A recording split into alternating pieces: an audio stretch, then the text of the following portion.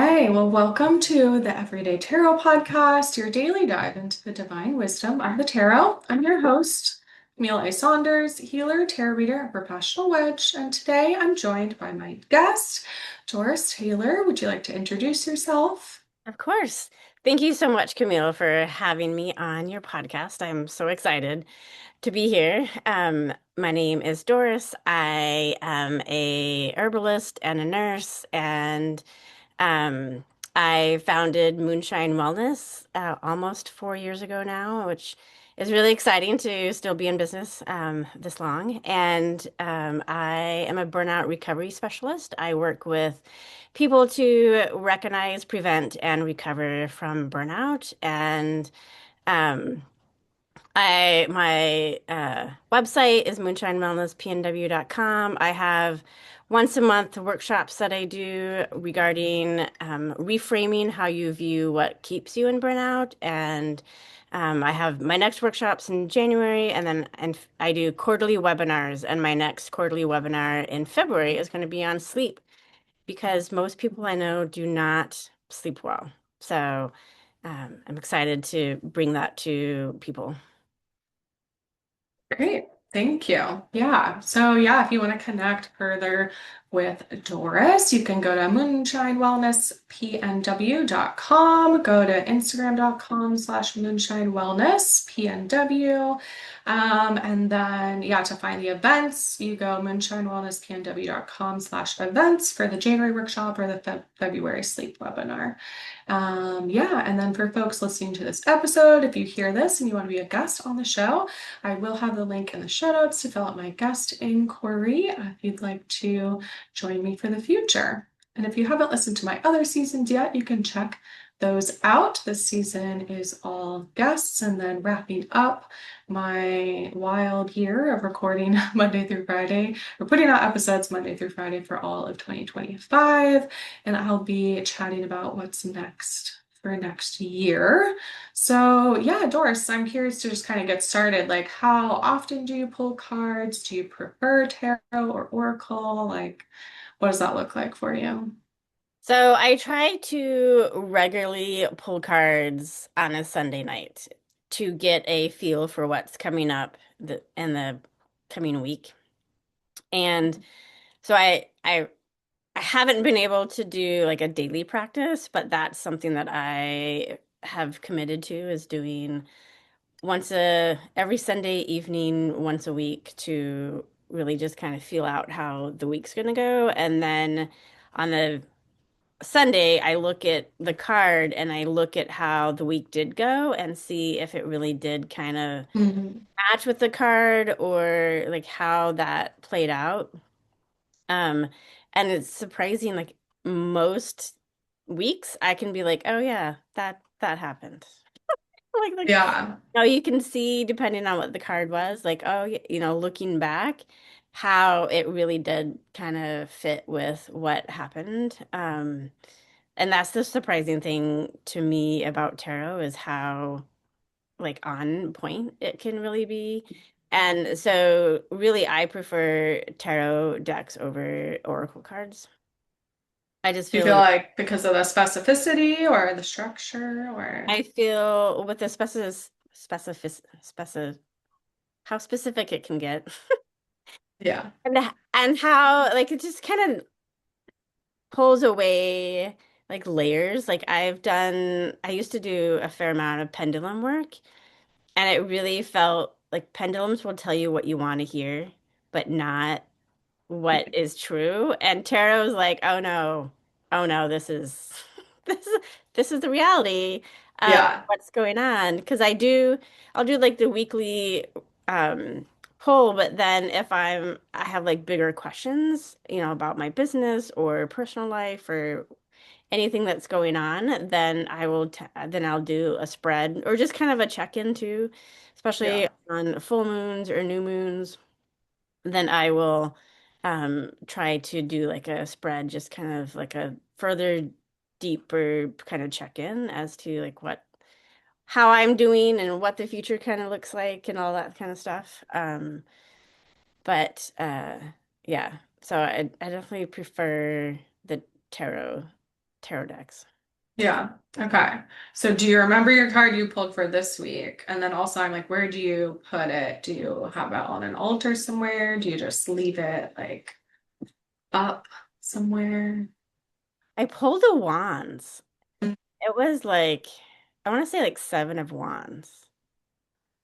It was like, I used the crow tarot deck, Okay. and it was like the crows on top and the other crows were like coming up the mountain. And I Okay. think it was the seven of wands. And I don't pull a lot of wands, so that was kind of surprising. Yeah. I tend to pull Yeah. a lot of like swords and major arcana sometimes. So it's funny how you get like you tend to pull similar cards. Yeah. Some cards like you will never pull in a deck. Yeah. Yeah. I realized that when I started reading for other people, that I was like, I've never seen that card before, which of course is like not true. Like I've looked at all the cards for every deck, Hmm. but that's how it feels, where it's like, oh yeah, I know I pull the same card all the time. Or even when I use different decks, I'll go back to a deck after a while and I'm like, oh, yep, same girly show for me. Hmm. And that was like a very interesting, yeah, part of starting to read for other people sometimes was like, oh, they really like present for other people's energy Yeah. too. And it felt Yeah, like, when I pull for other people, the same thing where I'm like, oh, like I've never had yeah, any. like, wow, how Oh. interesting. Yeah. Yeah. Yeah, it's interesting how like it's like telling you like these are your things that you need to like pay attention to. So, Yeah. Yeah. Yeah. What do you think of like the ones was about this week? I know our week is not over, but um, I think it was about challenges and being able to move through challenges. There was a very tense meeting I was part of on Wednesday, yeah. and uh, I was like, oh yeah, that's Oh yeah, this was like okay. Okay. So it felt like, yeah, that's kind of what's going on. yeah. Yeah. I'm trying to think now what cards I usually pull. I mean, my decks are all very different, and I have actually a lot of Oracle now, so there's a little bit harder ability to like match, from deck to deck. But I feel like for me, it's like cups, yeah, major arcana, and mm, yeah, pentacles. Probably for me, I attribute that to like uh I don't always want to feel my emotions and like I usually need to ground in some way. So usually I'm like, oh yeah, those are the cards that I like need to think about. I feel like I am too grounded at times. And What's so your like sun sign astrology? Your Scorpio. Scorpio. I was trying to remember. Yeah. Okay. I have like Scorpio sun moon rising. Like Yeah. it's I'm heavy in my Scorpio. Yeah. And I see that more now that I am not burned out like I was. Like for my whole Mm, life, I feel like I was burned out and disconnected and yeah. disengaged. And now that I'm 4 years out of that, I really feel I see the Scorpio more. Like I felt because I'm on the cusp of Libra and Scorpio. Okay. Feel when I was burned out, I was way more Libra. And because I was like codependent, people pleasing. Yeah. And now I'm like, mm-mm. Yeah. Scorpio comes out. I'm like, Yeah. mm-mm. Yeah. And Scorpio is one of those like interesting, right? Like it's a water sign, but that's sort of like not always the energy that you get from Scorpio. I don't know, like it's kind of like a fiery water, or like maybe you're saying like an earthy. I mean, scorpions are on the ground. I think of that. Yeah. Do you have other like earth sign placements? I don't, not that I know of. See, I've Okay. only done one of the free online astrology chart Yeah. things, and I really want to engage with an astrologer who like really knows astrology and does it really. Yeah. and have them read my chart and interpret it, because I like it's confusing to me. I find it fascinating, but it's confusing to me. So, um, Yeah. There's also just a lot of like, yeah, it's like literally hard to interpret, right? There's like symbols and like different ways to read, to pull the chart. they're like, well, it's in Um, your eighth house and it's in yeah, like fifth house. I'm like, I don't know. yeah, No idea. yeah. I feel like I've learned a lot of it through, yeah, like either having like a printout of my birth chart and being able to like look at it, and then using the Chani app, who does like astrology all the time. Because you can have your birth chart in there and then they kind of like tell you how it applies to you. And then they also talk about like the collective, so like the current astrology, um, which I also am like, that's more of like the horoscope kind of side of it that we like hear about in Right. society, right? Is like what's happening right now, where the planets are right now, how does that impact your personal chart? That shit. Um, No, that's what it is. It's a shit show. Current astrology is the shit show. Yeah. I do feel like the sort of collective right now, like this week, I was talking with Izzy about that this morning, is like there's a lot of like intensity and then also like letting things go and like relationship endings are like different, like intense kind of like endings going on. It's like letting things go maybe in a way that like you weren't aware that that needed to happen or that like that was going to happen. Yeah. I've had some like to me, which is fairly predictable at this like season of the year is like holiday season where like there's more stress. It's dark in the northern hemisphere and there's like kind of like a pressure building that it Okay. kind of like forces. It's like either you like really lean in or you're like, nah, I'm out. Where I've had like some client like ending thing going on, which to me I'm like, yeah, that it's like a time of year to like reflect on things and to decide like, do I want to keep doing this? Like, what do I like about it? What's not working? Um, but again, it's like I hadn't had any clients like come in or leave for like months. And then like this week I've had like two and like perhaps more. I'm not done with clients for this week yet, but we'll see. There's just kind of like an interesting Yeah. collective shift into Mhm. like, yeah, what am I letting go of this year? What am I like not doing anymore starting now or like next year?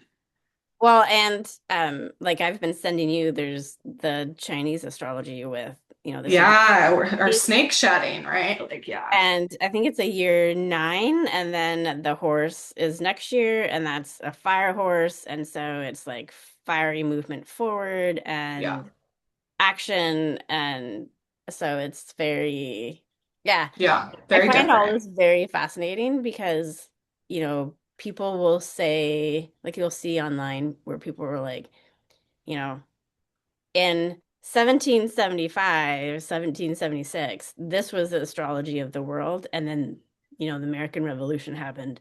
And here it Yeah, is again. I'm like, holy shit. yeah, yeah. Next year, 250 years. Right? Yeah. Yeah, it is that is what I like about astrology is the like the fact that obviously it's on like a bigger scale, like a bigger time scale where you can look at things. Like I feel like tarot can be very kind of like in the moment, right? It picks up on energy in the moment or like sometimes I feel like I'm like channeling something in the moment. And you can look to the future. I think you can reflect on the past, but it's like it doesn't feel as like wide or like the breadth of it. At least the way that I usually am like looking at it and reading it and reflecting it. But I do like the astrology, right? It's like obviously the planets have all been out there for a long time and that like that has been present for a long time and people have been studying it for a long time and marking where things are. And yeah, to look at patterns, which like I love to do as a therapist. That's like that's what I feel like therapy work is like seeing, identifying patterns, helping people make decisions about if you want to stay in that pattern or not. Um, and I think like tarot, right? Obviously, one of the things I like about it is that like yeah, has the same structure all the time. Like it's a predictable pattern in a lot of ways. But So also it can reveal, I think it reveals like so many patterns that you don't even know exist. And so yeah. for me, it really gets in that deeper subconscious pattern that you get that keeps you stuck in situations and thought patterns. And I think like using tarot is a good way to like kind of pull away what you think is real and to really Mm, cut the knife and be like, this is what's really going on. And yeah. I think it can really reveal a lot of uh, things that you try to hide from yourself. Yeah. And like it's just a way of like cutting through the noise and be like, look, this is where you are right now. And I've used it a fair amount to look at the future, even if it's just a simple three deck where it's or a three card pull and you're Yeah. like past, present, and future, like something simple like that to be like, okay, what's coming forth, and I think it's a good way to like kind of prepare for the future. Like right before in the fall of 2019 near Samhain, I got the Tower card Mm. and I was just like, oh, but I was doing a lot of other like trauma work, and so it made sense. But then, 2020 happened. Then the ultimate Oh, tower. it's Yeah. really and then like the 2021, I quit working as a staff nurse, and so it was like looking back, I was like, oh, and you have no idea, right? Yeah. Here's things that are going to happen, but you really have Yeah. no idea. I know. And I'm like, this is why they always tell us to like keep a tarot journal, right? Like write down everything you pull because it is very interesting to be able to look back at it.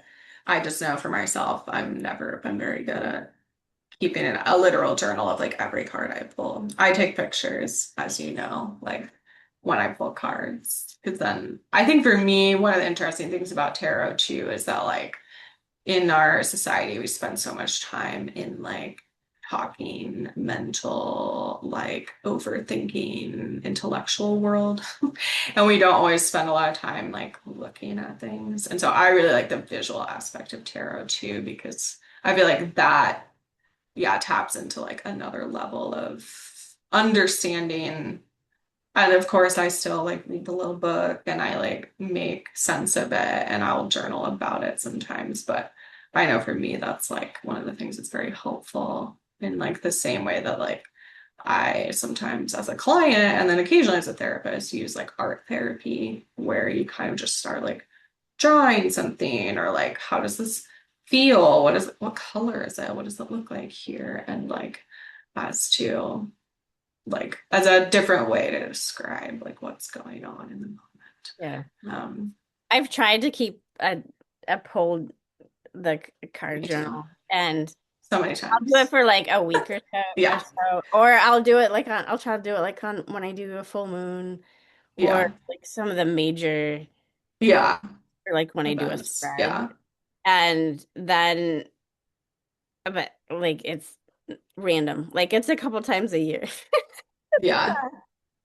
and I'm like, Yeah. okay, I think for me, it's like part of it is that writing it down takes me a little out of the process. Like it's hard to like to be like, oh, okay, like this is what I'm thinking. I'm gonna write it, and then let me like go back and write. Like there's something about it that yeah feels like even sometimes by the time I'm trying to write it, I'm like I don't remember what I just thought. Like and what was I thinking? And again, I it's like mean, I know that it's like that's best practice because I think it is like you can see patterns and you can see like you said, oh yeah, I pulled that card then. I just know that for me, like that's one of those things that like all the tarot books and all the tarot people say to do that I'm like, you don't have to. Like I've tried.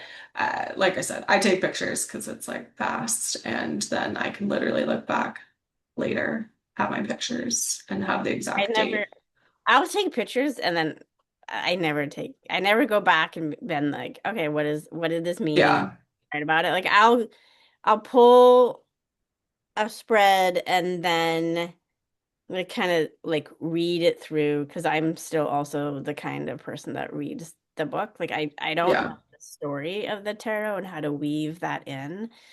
Um, and then I'll just kind of sit with it and then feeling like I'm processing, but then I process a lot by writing.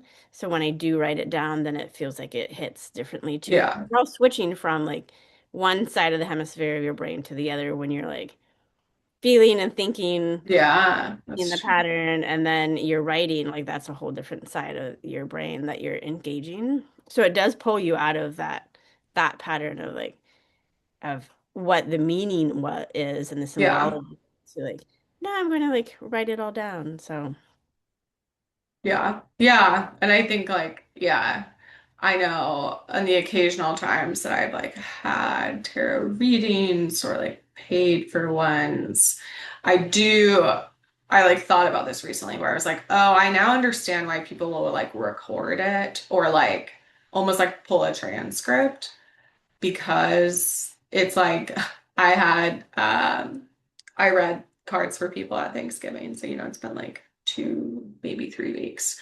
And someone texted me the other day and was like, hey, like, can you take pictures of like in the book, kind of what it said? Because I was sharing it then. And I was like doing it and I was like, I don't remember any of this. Like clearly in the moment, I was like, yeah, this all makes sense. But like looking back at it, even as the person that like was helping explain it, I was like, I hope this helps. I don't even remember kind of like what was all coming to me at that time. And I think to me, that is the part of it that kind of like feels like channeling. And maybe like you're saying, it's kind of this aspect of like, it's this part of my brain that feels like it's like tapping into like their energy and what I see of the cards and what I know about them and like what feels right at that moment.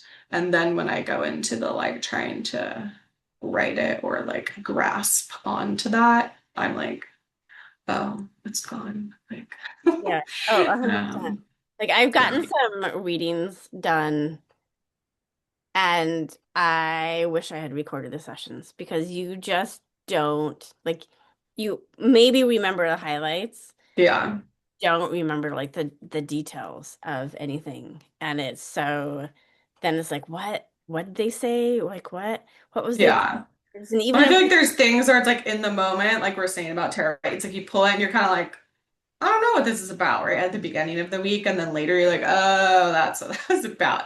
Where I yeah, think sometimes in the moment, certain things stick out, but then later when you've maybe like other cards have become relevant, or then it's like, oh, what was that one though? Like it didn't click with me at the time, but now I'm very curious. yeah. Yeah, where I'm like, yeah, I see why people do that. Because yeah, like I do have that desire sometimes to, I could go listen to my old episodes, so that helps me in that way. But like to go back and be like, what, kind of what was going on then? Because even just like context of like what's going on in the Right, world, the like what was the question? news, What's yeah. the Or meaning that behind like if right now I got a card that was like water, river, flooding, I'd be like, oh, yep, that's like what's happening like outside right now. But like, am accurate? I gonna remember that in a month? Like, probably not, right? Like I think as humans, it's like we're so good at like looking to the future and then like we're like totally like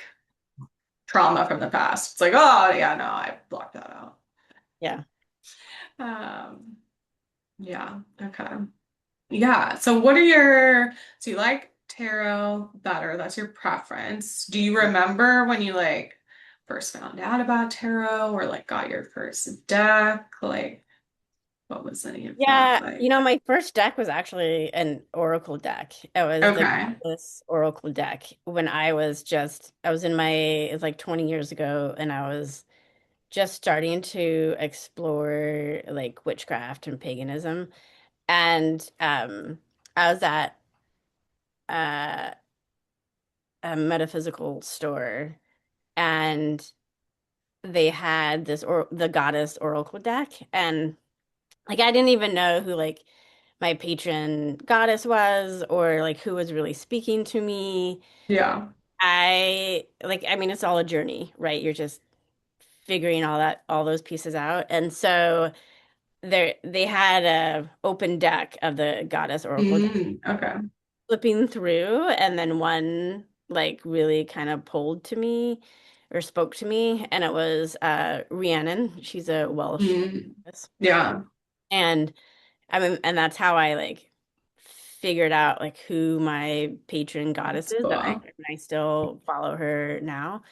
And so, but then my first tarot deck I bought, it was like the Witch's Tarot deck. Mm. Okay. Um, so, and then I've got maybe a handful of them that I use now. And I really like, and it's interesting because I've been gifted some and some, and they work for a while.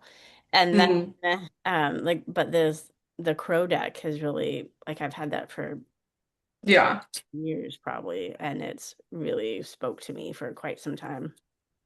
I feel like that's very Scorpio of you to have the crow deck. It's Oh, very like just kind of like I don't know, like I when I think of Scorpio, I think of sort of the like dark on the outside, but like actually like very intuitive, very emotional, very passionate, very and I think like crows have a bit of that rap where they're like, oh, they're associated with like the dead things and like stuff, but also they're like incredibly smart and also like incredibly emotional, I think, right? They have a very complex society system, yeah. crows do, and very Well, and vocal. there's symbols for like the Morgan. There's Yeah, that's they're true. uh, Yeah, messengers yeah, in a lot of the pantheons. So, yeah, and yeah. Which kind of like birds in general get that rap, but yeah, you're right that crows in particular are sort of very often in that sort of association. Yeah, which feels very appropriate when you're doing a tarot spread or like pulling cards, like you're asking for messages yeah, from like your higher self or your guides or whoever. And so it feels very appropriate. So yeah, yeah. So how did you find the crow duck, or how did it like find you? I was in, I think I got it from Third Place Books, and Okay, I was just great place. Yeah. browsing their like metaphysical occult section. And because I used to do that way more when I was beginning, right? Like you're Yeah, same. collecting books, like all the books. Yeah. But I don't do it as much now. And I don't remember if I was looking for something specific. I think I was probably looking for stuff on the Morgan because she spoke to me about 4 years ago when I was leaving my staff job. And so I was just kind of browsing, looking for some books, and then I was like, "Oh, this is cool." And I think it's a local artist to Seattle. Oh, cool. And so I was like, "Oh," so I was like, "Here's my gift to myself for leaving my stuff." That's right. And it's been great. It's been like so, sometimes you just don't connect super well with a deck, but Yeah. sometimes it's just like, oh, these are like spot on. So I remember when I was leaving or just after I had left, I was pulling some cards and I got the Hermit, and I was like, Mm. yeah, Like, yep, that's what that's I did it. for like 3 months was just hibernate. And Yeah. I quit and like took time off, and I was like, oh yeah, yep. So Yeah. Yeah. Well, no, what I always love about the hermit card is that it's like, yeah, we think of it as like withdrawing, right, from society or from wherever you are. But then they come back, right? Like the hermit is supposed to share the knowledge, right? Which I think is like what you're doing in your business, right? Which is kind of like, yeah, I had to go through this and it was terrible and I had to figure it out a lot on my own. And like, I don't necessarily want everyone else to have to do that. Like, I would love to, right, help people from what I've learned and what worked for me and then find what works for them right. too. Yeah, I mean that's very, very true. Yeah. So yeah, I'm curious then. I don't know if we've ever talked about this, but like, do you identify as a witch? Do you identify as pagan, spiritual? Like, where do you sit on that I identify spectrum? as a pagan witch. Yeah. I Okay. know not all witches are pagans and not all pagans are witches, but I Yeah. identify as both. Um, where I have my practice as a witch, and then I celebrate like the Wheel of the Year and the pagan celebrations. I feel Yeah. that is more of like the religious practice of as paganism, and then witchcraft as my like daily Mm. spiritual. Yeah. Not that it's always daily, to be honest, but I try. Yeah. It's like your everyday ritual, but it doesn't mean you do it every day. Yeah. Yeah.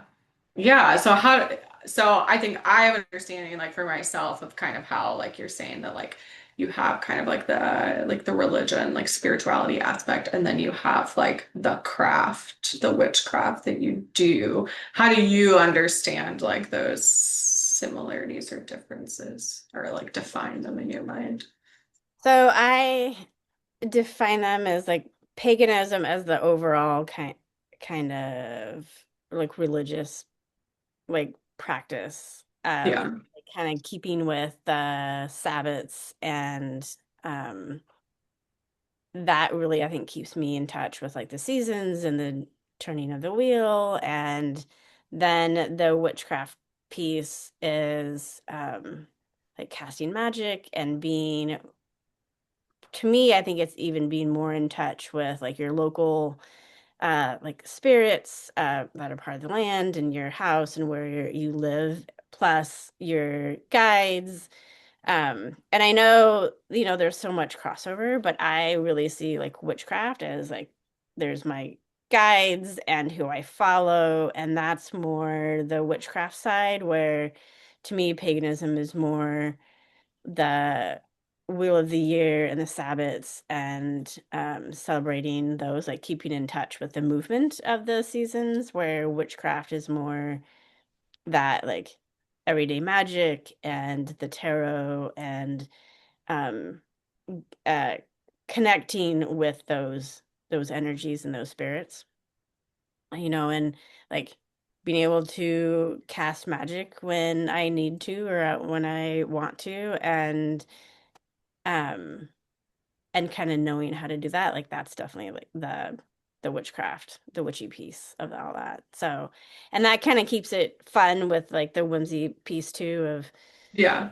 pulling in like the different like land spirits, whether you believe in fae or fairies and elves and all that kind of stuff. But to me, that's more my witchy practice and not the pagan practice. Yeah.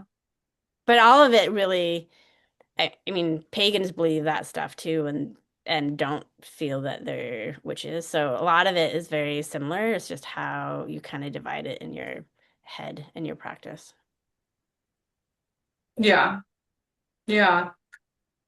I'm curious. I know that like you celebrate like solstice or Yule and like incorporate your kids into that. Like, how did you share that with them? Or like, how do you or what do you share with them about what's important to you? So it was nice because I didn't develop the practice after kids. So I already was working, like I already felt like a pagan witch before I even had Yeah, children.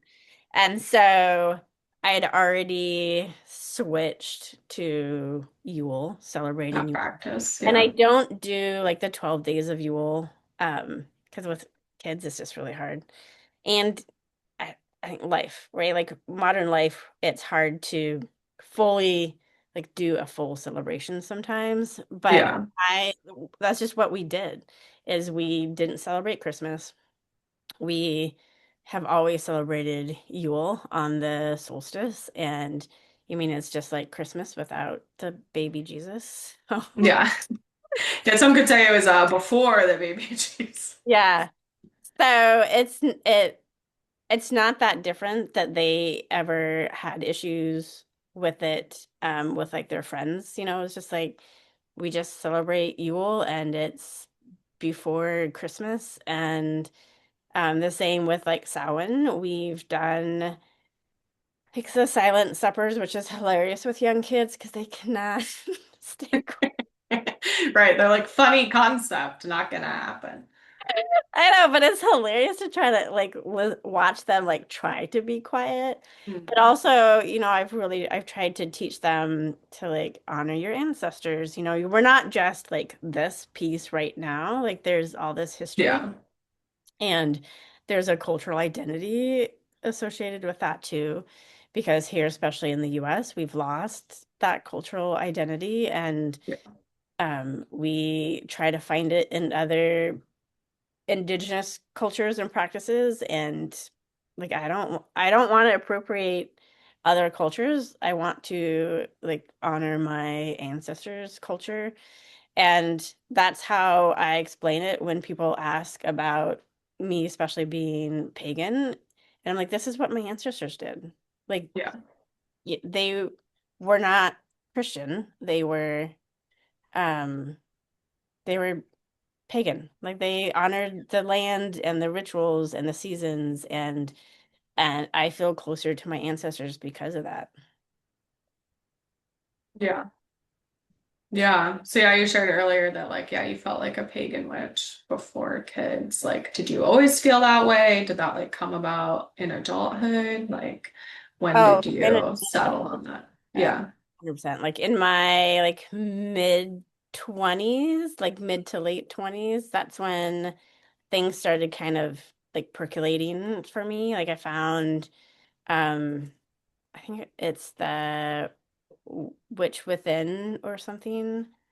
Um, and that was like my first book that kind of led me down this path, but it was definitely as an adult. And luckily, my parents were not like super strong Christians. They were for my, so because I'm the youngest, they were for my older siblings. Mm. But by the time I came around, there was not a lot of like that Christian dogma. And so I didn't Yeah. that to let go of. It felt very like I could easily move into this and it wasn't such a big deal. Like I didn't have all the baggage and all that stuff that kind of muddies trying to move into a new practice. Yeah. And working as a nurse, like I worked a lot of holidays. So Mm. Yeah. my 20s, the holidays didn't have like this necessarily significant, huge meaning because I usually worked Thanksgiving and Christmas and Right. I mean, you basically have to work some holidays, right? Like right. you have to And choose and I which was ones. I was a traveler for several years Mm. and Yeah. I didn't have kids at that time and so I was like I'll work the holidays because then the staff nurses get off. So like Yeah. the significant meaning that's associated with a lot of the holidays like had already kind of dissipated for me because I'm working a 12-hour shift. It's not such a big deal. Yeah. So it wasn't so hard for me to incorporate these other holidays in like my practice and what especially when my kids were younger it was just like this is we didn't celebrate Easter, we celebrated Ostara and Yeah. that was fine because again it's just like Ostara without the Jesus. Yeah. Yep. Yeah. Yeah. I know it is interesting though, like when you kind of do the like I don't know, the part of like which learning where you're like, oh, like this is what people have been doing forever. And also like all Christian holidays are just like appropriate. It's like, oh, it all makes sense now. Or at Yeah. least that was my own journey. Like to Oh, me, it's 100. very helpful, right, to understand like, well, why the heck do we have an Easter bunny and Jesus and eggs? Like on the same holiday. Like, what? And to just always being right. Like, I mean, if someone told me that that's just how it was, I'm like, that's a terrible answer. Like, what do you mean you don't care to know, like, why there's an Easter bunny? Right. And Um, it was and it's nice because a lot of times those holidays are celebrated earlier than like the Christian holidays. So like Yule is this Sunday yeah, and then but then Christmas is like 5 days later, but I'm done. Like my holiday right. done and I just relax when everyone else is like in a frenzy and I'm like I'm kicking back in my pajamas. It's great. Right. You're like, this is a great season for me. Yeah. Yeah. And the same Yeah. with Ostara. Like Ostara is before Easter. And so it's just like, oh, that holiday is done. Like we've celebrated and then we just kind of we're not caught up in the frenzy, especially with young kids, where I mean there's so much pressure to do the holidays in whatever A certain way. Yeah. yeah. And then I'm like, but I'm done. And was it made the pressure on me less because Yeah. like any last minute stuff, like stores are still open. So it's cool. Right. Yeah. Yeah. Yeah. That's like an interesting component of I hadn't thought about as much of like the yeah, when it happens. Mm. Because also I'm like, yeah, it all happens on moon cycles, not sun cycles. So it's always different. Mm. Whereas a lot of our, especially well, and even just having like holidays that become federally mandated days off or whatever that looks like, it's just like that's for a certain percentage of people. But that doesn't mean that, yeah, that even everyone gets off, like you're saying. Um, and that it isn't this like sacred thing in a lot of ways because you don't actually get that day off. The healthcare still has to happen on Christmas. Yep. And I think sometimes like holidays are actually like the worst time, like when the most people come in for emergency things. Um, maybe that's not actually true, but just like, right, there's a lot of like things around that time, drinking and cooking Fireworks. turkeys for a really long time, fireworks, right? Like, yeah, a lot of the things that, yeah, are associated with certain holidays create a lot of injuries potentially. Um, yeah, I'm curious. Yeah, I don't have like a great segue into this, so we're just gonna go for it. But like, I know when I asked, what you were interested in talking about on the podcast, you shared that like tarot has helped you take back your power in life instead of maybe like giving it away to others or letting other people kind of like make decisions for you or go along with like societal scripts. Like how do you feel like it helps you with that? Or like what have you learned like from tarot or using it? Because it's that direct connection between Mhm. you and spirit, whatever that looks like for the individual. Yeah. But there's not like that intermediary person or Yeah, of like the priest or whatever to tell you what exactly. things are, There's or no one else interpreting but you and the book, really. But it's really like learning to read the cards is a practice and but it's a direct connection. Like there's not room for someone else interpreting it based on what their beliefs are. It's your direct connection to like your underlying patterns, your own spirit, your guides. Like it, it's just it peels away a lot of layers that we are put on with culture, like how we're raised, the culture we're raised in, the family culture, all that energy and patterns. It really kind of it helps you cut through that. And so it's really helped me not externalize your power and like give it away to someone, like tell me what yeah, to do.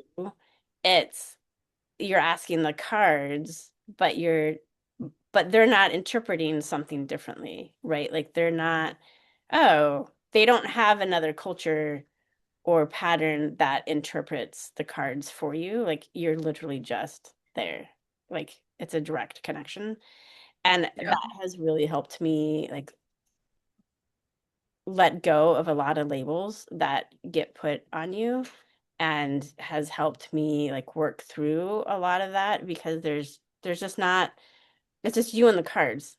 I've done it a lot with friends and we'll pull for each other and then have discussions about it, but it's even that is still like there's not an ulterior motive in those discussions. Like it's you're taking back that power that has, especially as women, it's been externalized to your father, your husband, your priest, like all these other external pieces. And it's like, no, you just like it's me and the cards and my guides and my deity. And there's not like it's not being filtered in any way. And so I think Yeah. really helped like peel apart some of those layers that get and labels that get put on us. So it's really helped with that, and it's a process, none of it's like gonna be overnight, but I've been doing it for like 20 years, and that I think has made a big difference in my life because I don't have to go to someone else to ask questions. I'm like, and I can do it at random times. Yeah, I was gonna say it's portable, like you Yeah. can do it whenever you want. Yeah. Yeah. Yeah. Yeah. I think too, sometimes like the skepticism around tarot is like almost the like shadow side of what you're talking about, or it's like another version of that, where it's like, yeah, what if you're just like making it all up, or right, like you're picking. I'm like, well, who cares? Because like the whole thing is that like it's about what you think it's about. Where like you're saying, it's right, like there is no like authority that's gonna tell you. I mean, like some.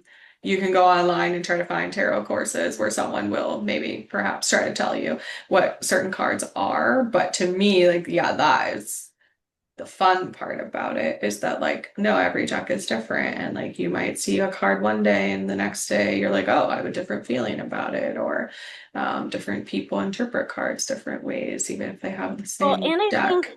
you can lie to yourself for years, but Yeah, eventually the tarot is going to be like, mm-mm. Like it'll yeah, show you that you're lying to yeah, yourself.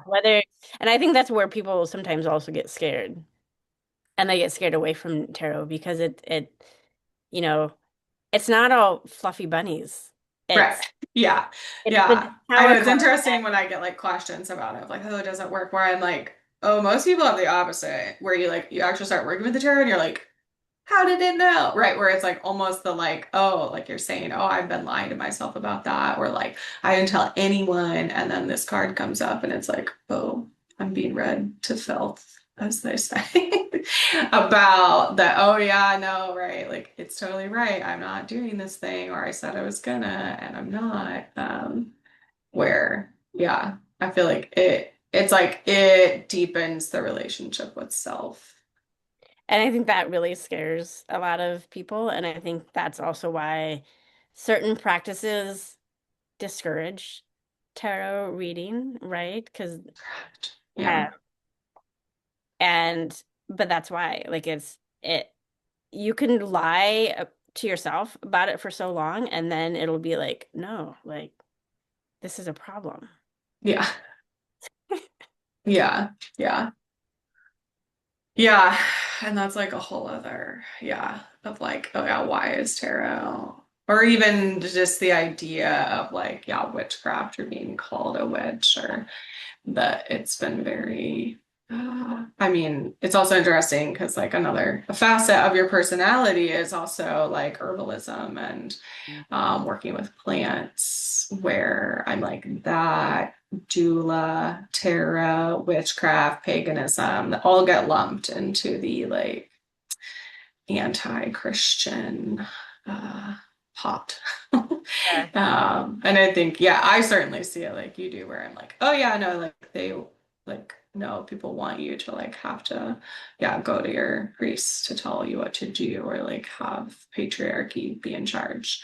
Or go Um, to your OB to have a baby and not yeah, have the support to that push you past want. boundaries Yeah, or have what you want, and um yeah, I mean it's all a power play, and tarot cuts through that 100%. yeah, yeah.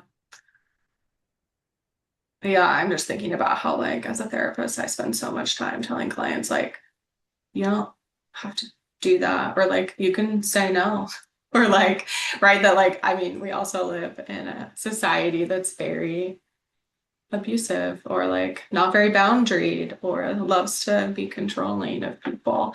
Where I'm like, I can understand why, like, yeah, tarot or witchcraft or paganism or being a witch has been sort of like pushed into this category. of like, oh, you're bad, or that's like a Right. Like demon or whatever it is. it's But anything that empowers the individual to like push back and set boundaries. Then yeah, it, right, then it's no, that's bad. yeah, And that's dark magic or whatever. And it's like, no, well, it is because it pushes back against the patriarchy and Christian thought, right? Like it's yeah. and they're all and they don't want people to take their individual control back. Um, and that's what's happening now is that women have more control over our bodies and our thought and education and that Money. money, and that's the huge pushback of, well, no. So, yeah. Yeah. I don't totally know where my through line is here, but I'm like it making me think about how you and I run small businesses and like entrepreneurship and to me, I'm like, oh yeah, there's like that's like another facet of this idea of like pushing back against the system or trying to support people in different ways than maybe is traditionally upheld. Yeah, Right. I Like don't we know if don't you, work for someone else in a cubicle like 8 to 5, and clocking in and clocking out. Yeah. It's just running your own small business is a pushback against capitalism just because you're not towing that line and working for these big box companies and you're doing something different and you're helping people differently and then it's a ripple effect. Then it shows people that you can do things differently.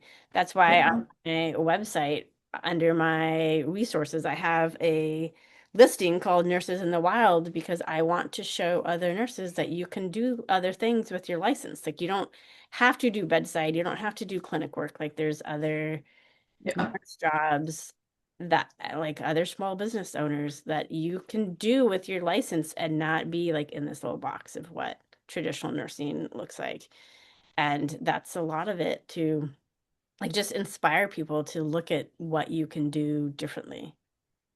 yeah. Yeah, and I think too, at least my own experience in like running a business and like, being the CEO is like, oh yeah, there's also like there's no one else to blame when things go wrong. Like there, right. It's like it's also this like major experience of like self work and sort of like we're talking about with the tarot where it's like, yeah, you can't really hide if like you're the only employee and being like, who's not getting that work done? Guess it's me. That would be me. Yeah, that was so hard. Yeah, I'm like, that's like been the hardest, even as someone that's like kind of hated all the jobs I've ever had. I'm like, this is definitely the one that's like the hardest, like kind of emotionally. Is that like, ooh, yeah, like everything that's like potentially a problem or like isn't going well, like it's Yeah, just me, like kind you of want to doing it. accelerate your therapy, start a business. Yeah. You learn all your triggers and issues, and it's like, oh yeah, like I am. Right. Yeah. Yeah. Where it's like, yeah, you don't have to answer to anyone else except yourself and like your Right. past and future selves. And Uh, that was so hard for me because you're like, okay, I'm gonna get this task done by like Friday, and then Friday comes, you're like, I haven't even started the task. Like, you're like, I oh, forgot like that I had a to-do list. next Yeah. 100%. You're like, what was I doing? I don't remember. I'll do it next month. Right? Like that's been the hardest thing to do is like setting boundaries with yourself and holding yourself accountable and like being more organized because working in a clinic and just in healthcare in general, if you don't have ADHD, your brain is trained to be constantly interrupted. So you feel like you have ADHD because you're just like popcorn. Like I Yeah. constantly So man, much stimulus and then also like you just have to switch things all the time. Yeah. right? And so I've had to really work through that habit of feeling like I'm constantly stimulated by something And if I'm not stimulated by something, then like that something's wrong right, or or like that I'm finding bored. other things to do, and Yeah. especially working from home where you're like, oh, I could be like doing laundry while I'm doing this email, and so now I have to do laundry, and then look what else is might be, and I'm just like, Yeah. it's so hard. Truly. Yeah, that's been definitely hard as a because there's no management, like there's no true Right. It's like, discipline. yeah, I'm accountable to myself, right? I think in a lot of ways it kind of, yeah, it really forces you or like as the business owner to be realistic also, right? Where it's like, yeah, sure, I put it on my to-do list this Monday, but I knew I had about 33 total extra minutes this week to like do anything. And I ate during that time instead of like And I need to send, sleep and right? Or instead of like creating this thing. Yeah, where I feel like that is sort of what tarot has helped me with is like, right, okay, if I am, because I think that's the other component. You and I, use tarot sometimes when we're doing our quarterly planning or as we're thinking about the future. That I think it's like it's something that kind of like grounds you into a place of like reality of being like, yeah, okay, like actually I should maybe only try to launch one new thing every like 3 months. Even though, yeah. again, it's like as a business owner, there's so much potential. There's so many things you could do or like implement. But then But with the like this reality of last like, quarter that we did, it was like, oh no, like the reality was different than what I was hoping, right? And yeah, looking for different options of for myself. And that's also like the magic of tarot, where yeah, things aren't always like sunshine and roses and great. You're yeah. always getting the world card. It's sometimes it's the tower. And Yeah. Yeah. But I think in like in traditional business and like a lot of society in our like very sun-facing society, right? Where it's like, no, just like do things endlessly, right? Just like productivity all the time. Where we're recording this in deep winter, we're very near winter solstice, where I'm like, yeah, no. Like I'm not creating a whole bunch of new things right now. Like that's not right. I'm like dreaming of things. We're planning some things, but it's like, no, let me be realistic about like what I can actually do Right. in the next 3 weeks, which is like nothing new.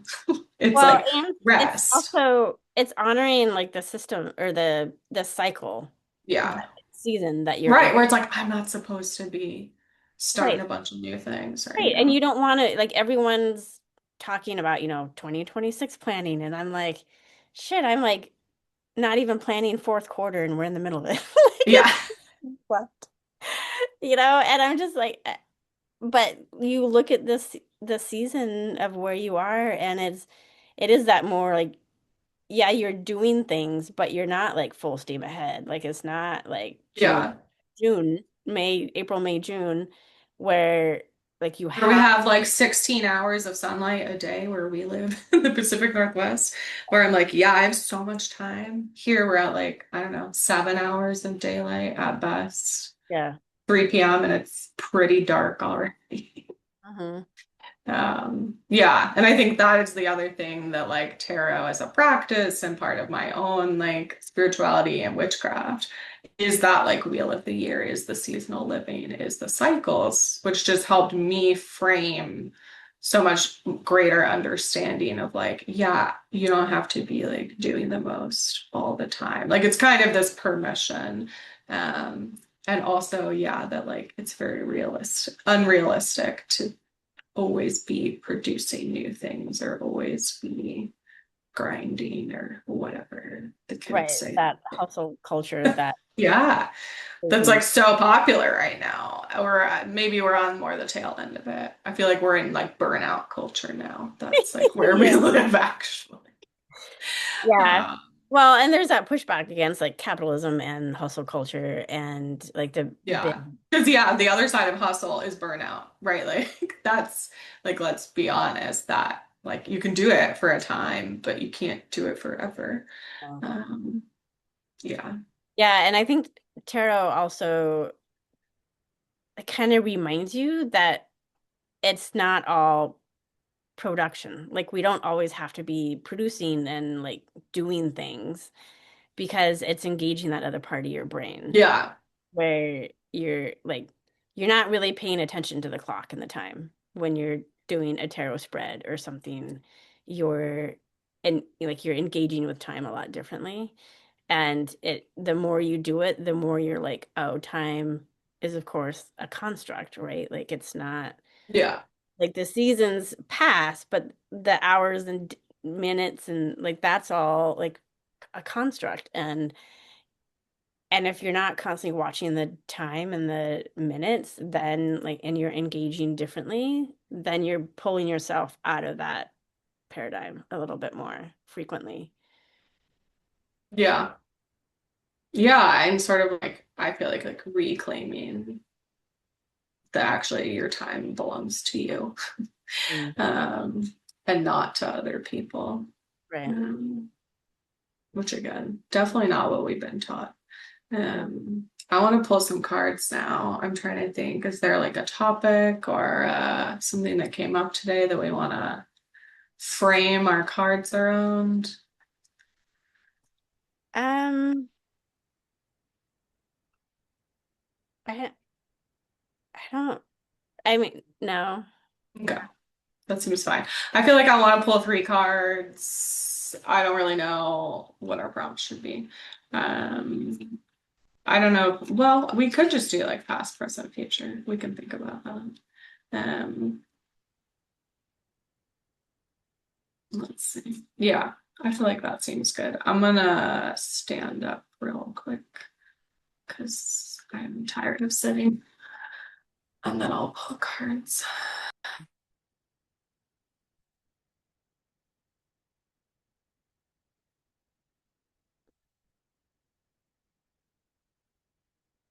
Hey, you and your fancy camera. I know. My fancy desk also. Okay, turning my keyboard around so I can have space to feel.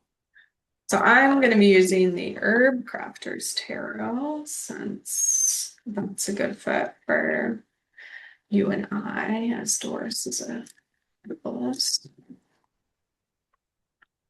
This is by Letitia Guthrie and artwork by Joanna Powell Colbert. Here. And yeah, I'm thinking about past, present, future.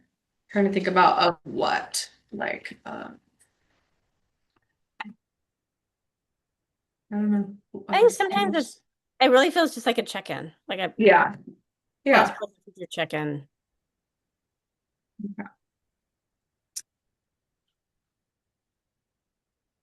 Okay. Pulled some in reverse, but this deck does not lend super well to reversals. So the past, I pulled turmeric. Let me, I need my mouse real quick so I can look at myself. Show the card.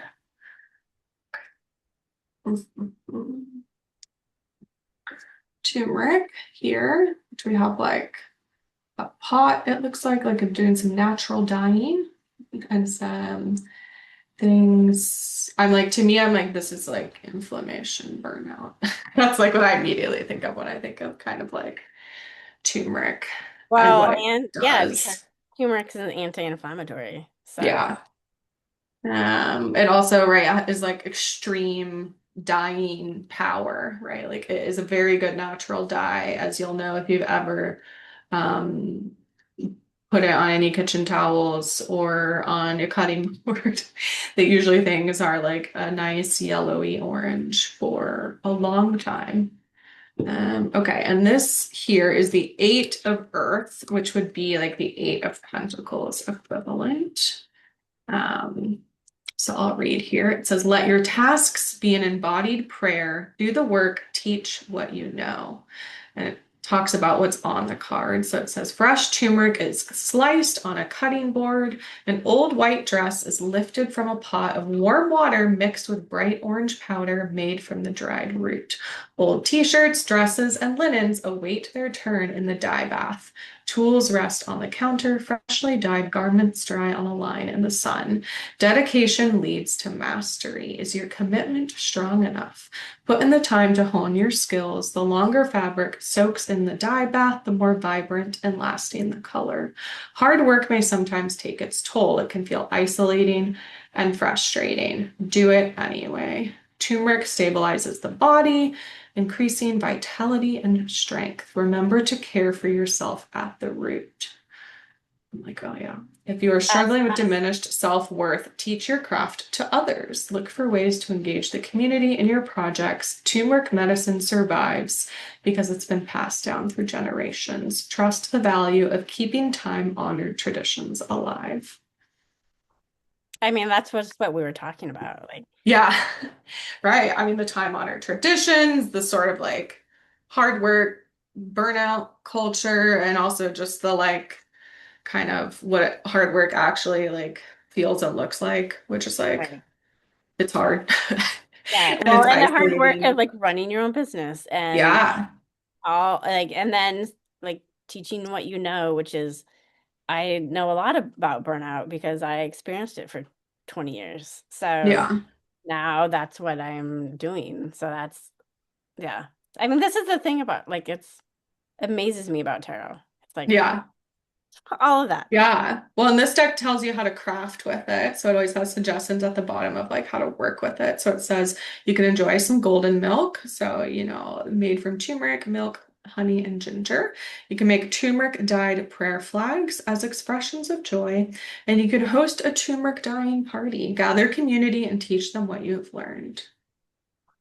Very nice. I like that it's also like community Right. Which is focused. 100% all what I'm all about is creating community and promoting community, especially amongst nurse culture. So, I mean, that's it's a huge part Yeah. of what I do. Yeah. Okay. For our present card, I pulled chicory Hmm. here, the pretty kind of bluish purple flowers. It's the two of air, which would be like the two of swords. It says, release long-held beliefs, be receptive to guidance, and open to unlikely partnerships. Chicory thrives in a meadow. The tall stems pierce the sky, and ground nesting birds make a home in the dense brush underneath. The flowers' blue petals jut out like platforms, hubs of pollinating activity. Bees and moths gather morning nectar, wasps devour aphids, and two white butterflies flitter about the wild field. I'm like, yeah, it has like its own ecosystem. Old ideas can be blinders to new vision. Let go of worn out thinking to see an issue clearly. Chicory is often classified as a weed. It is, however, a beneficial medicine plant that draws important insects to the garden. Be receptive to new guidance, gather info before taking action, and be still and look within. I also really like that in this image, it's very like be free and like wave around and like be pretty and also like intentional. And Um, and I think it really speaks to like the ecosystem that you create or that, speaking yeah, do you surround yourself with or right yeah, that I've created, looking at like the podcast that we're going to launch next year together, yeah, like that's a whole other ecosystem that I have randomly thought about because so many people start podcasts, but certainly would not be starting on my own. But with you and Izzy and us all doing it together and sharing the load, 100%, you know, yeah, and and also, ecosystem shift and change, but also, the last 4 years, even the last 2 years, I've created a bigger like business ecosystem yeah. that is starting to lead to more things, and Yeah, it also like creates resiliency, right? Like if right. one thing doesn't go well, then like this other thing kind of makes up for it. It also talks about here chicory has a long tap root, bringing nourishment to the surface. A deep dive will quiet self-doubt. What is really true? Acknowledge what you do not want to accept and then be willing to listen. When it's your turn to share, do not hide behind a closed, fearful heart. Open wide like the bold chicory flowers. And I think I definitely like have felt that way in business. Like so much excitement in the beginning, and then you kind of go into the like, oh my God, what did I do? I thought this would be easy. Oh my God. Like, no, it's just a different kind of hard. Right. And then kind of like you're saying, like getting into a place where it's like, oh, okay, I have a bit more excitement again. I have like some more like, yeah, like support, community, network, literally, so that I can open my heart back up again to being excited about things or kind of like pursuing, like you're saying, oh, a thing that I've thought about for a while, but I wasn't sure how that was going to happen, if not like with the help of others. Um, it says if you want to craft with this, you can pluck the petals of a chicory flower, release old beliefs aloud with the falling of each one, observe the pollinating insects, journal the question, how might I be open more in my relationships, and be bold and clear. Dress like a chicory flower, put blue streaks in your hair. Wow. See, it does have like a very free Yeah. feel to it, which was what I got from like the visual of the card, where it's just like Yeah. waving around. Well, it's in a meadow, it's open, right? Yeah, one with a deep taproot. It's like it's not gonna fall over. Like And it's it's very fine. secure in the ecosystem because of that. Yeah. And especially working as an entrepreneur and running your own business, like like you need to have an ecosystem around you. Yeah. You Yeah. and It's like you can't do it all alone, for no, sure. and it opens up doors that you would not have thought of at all, but also you still need that grounding. Right. And to me, a lot of that is like tarot, paying attention to the seasons and the moon cycles. Like to me, that is very grounding. Yeah. And but so it's not all just one thing either. It's Right. More of that resiliency in systems too. Yeah. And then for our future, I pulled Tulsi. I don't think I've ever pulled this one before, which is, Tulsi Basil. And it says Awakening. So this is a major arcana card. This is I think it's the moon equivalent. No, it's not. The star, the moon, the sun. the universe, Well, no, it's the 20th, like number 20. So it's right before the world. Trying to think what that mark might be. I'm gonna have to look in a tarot.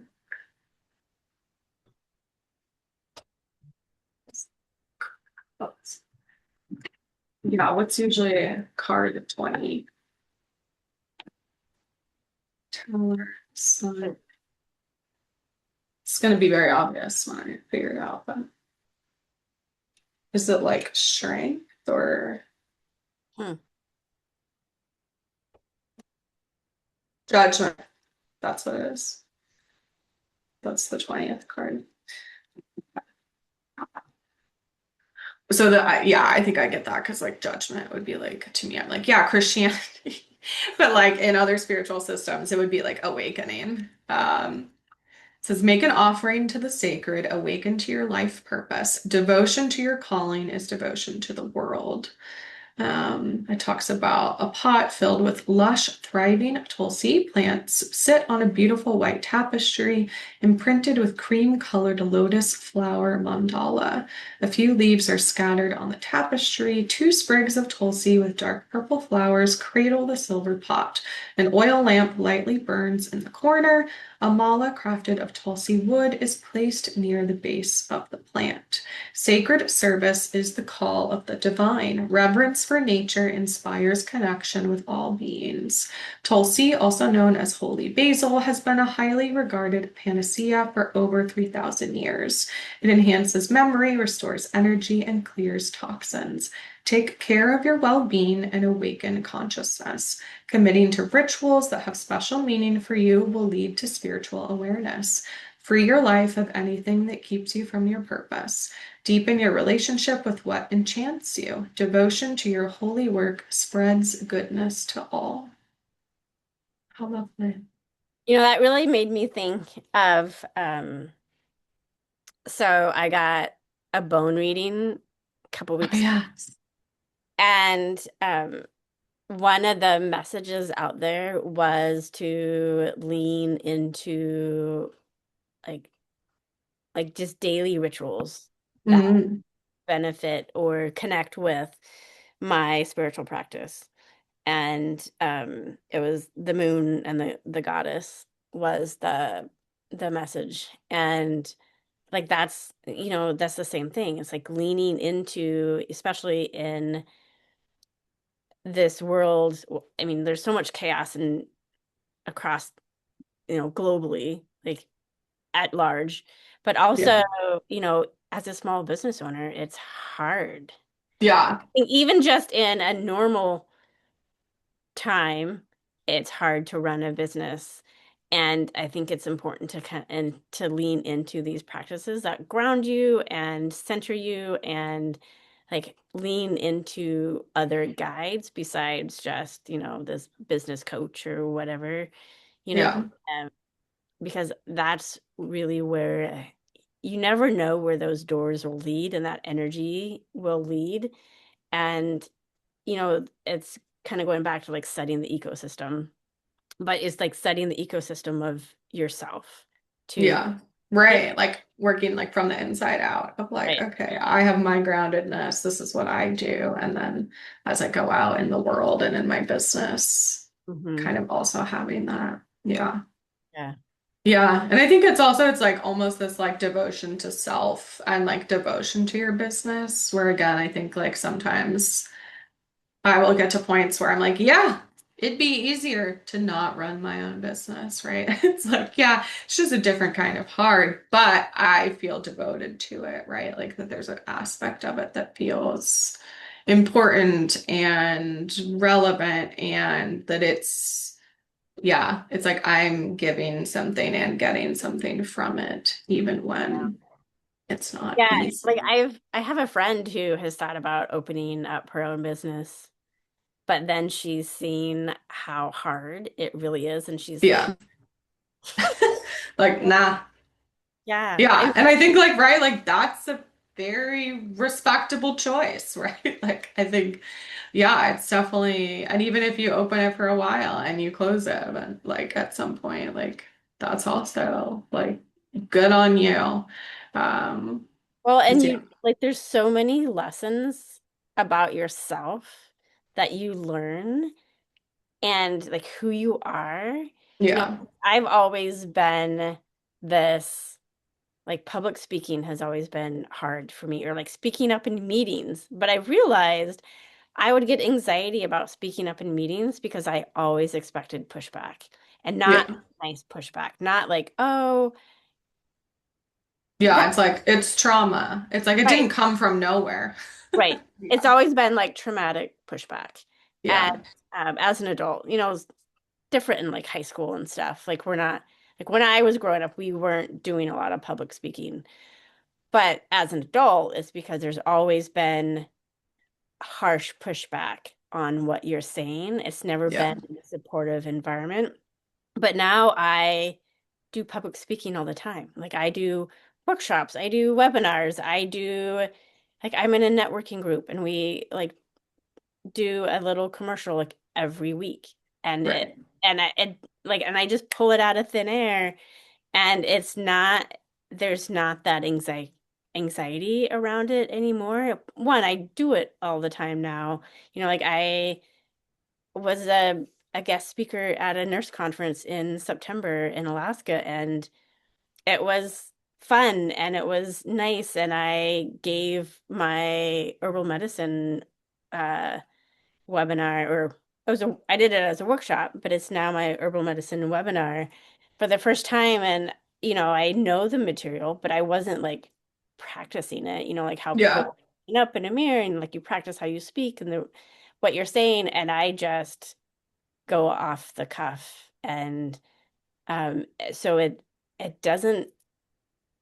But I wouldn't have known that if I didn't quit working as a staff nurse and open up my own business. Like I would never have Yeah. had that opportunity to do these things. And so I will probably never go back to being that like anxious, and people will say mean things to you and I won't know what to say because fuck yeah, I know what to say now. And part of it too is like I'm more grounded in who I Yeah. than I Right. That like even if they did, you'd be like, well, they're dumb. Like or just like who cares? Like, yeah, it It's would so impact you less. different. Yeah. And you don't know that until like you push yourself and challenge yourself and do things differently. And Yeah. Well, and also just like, yeah, how different it is when like, right, people are coming to you for a workshop, right? Like they're coming for your expertise and like, yeah, that's not always how it feels in other situations where yeah, people are like trying to debate you about your opinion. You're like, right. it's my Or opinion. Like, or be like, no, you're wrong, or we're not right, going to support you because there's always been this hierarchy and patriarchy in healthcare where it's the doctors versus the nurses. And right. I think Which is already like usually a gendered dynamic. Yeah. right. And they will tell you that we're a team, but you're not really a team. Yeah. Right. Where it's like, it's this idea that you're all peers. And so then when you were sitting there, you're like, well, right, like I want to contribute my opinion. If we're all peers, like, Mhm. shouldn't we listen to everyone's But they don't really ideas? want to hear you.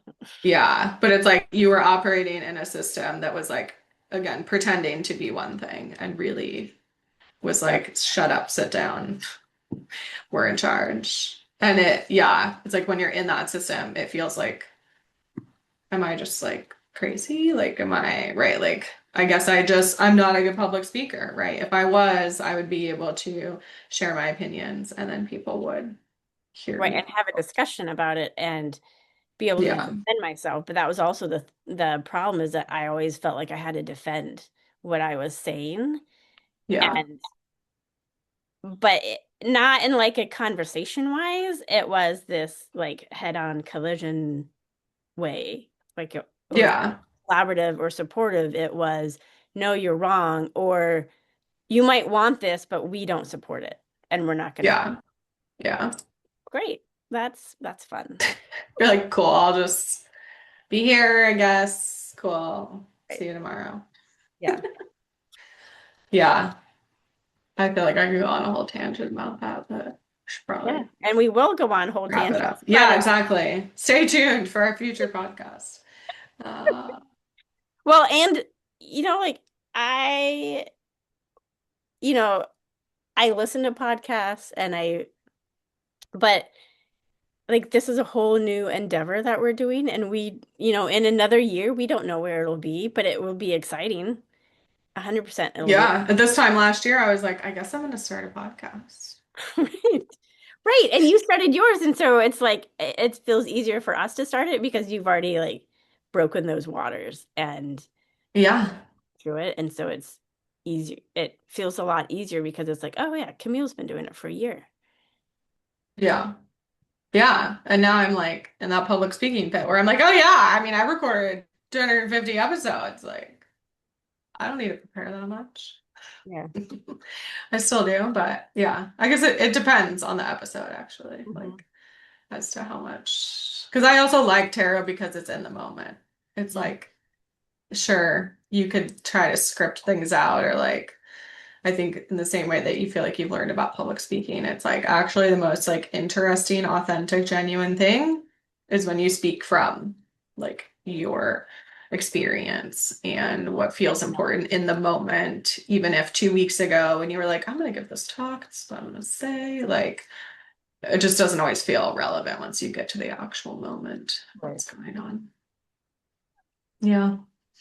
Okay. Well, thanks for joining me today, Yeah. Doris. I love this. This is great.